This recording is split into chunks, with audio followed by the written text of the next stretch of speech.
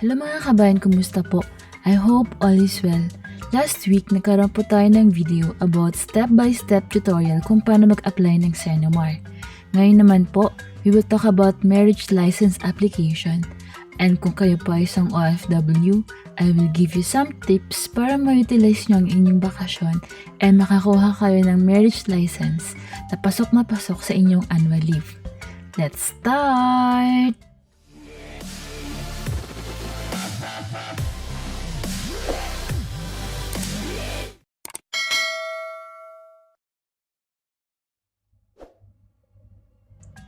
So first, what is marriage license? A marriage license is a document that authorizes a person and his or her soon-to-be spouse to marry anywhere in the Philippines. It needs to be secured before getting married. So regardless of your religion, and a civil wedding man or church wedding, a couple is required to have a marriage license. It is a standard process done at the City Hall kung saan po kayo nakatira. Important reminders. Sa 18 to 20 years old po, kailangan po ng parents' consent. 21 to 24 years old needs parents' advice. One of the applicant must be a resident of the place where they will apply for the marriage license. However, they can use the marriage license anywhere in the Philippines. The marriage license will be issued on the 11th day after the 10th day posting period upon the submission of the application for marriage license. And license will expire 120 days from the day the license was issued. So what are the requirements for the marriage license?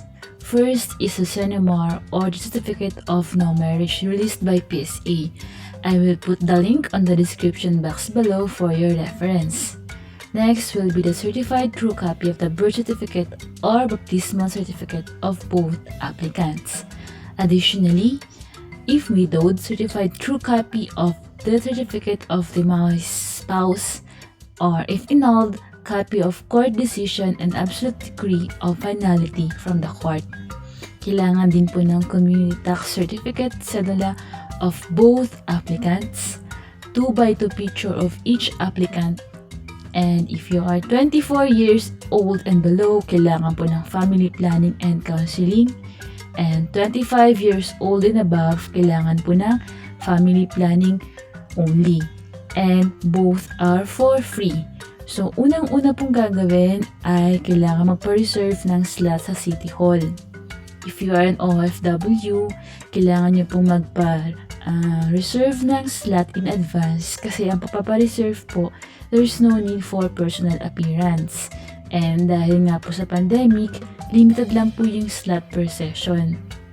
So ito po yung tip ko. If you're an OFW, you can ask anyone to reserve a slot for the family planning and counseling sa City Hall para pagdating nyo po, naka-reserve na yung slot sa inyo and you will just count 11 days for posting para makuha nyo agad yung marriage license nyo.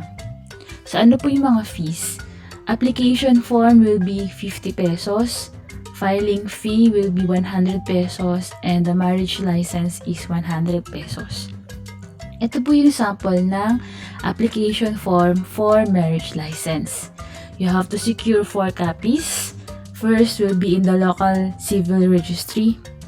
Second will be on the OCRGPSA. Third copy will be on the church. Fourth copy is a personal copy of the couple. Then later on, you can claim the marriage license at the City Civil Registry Department.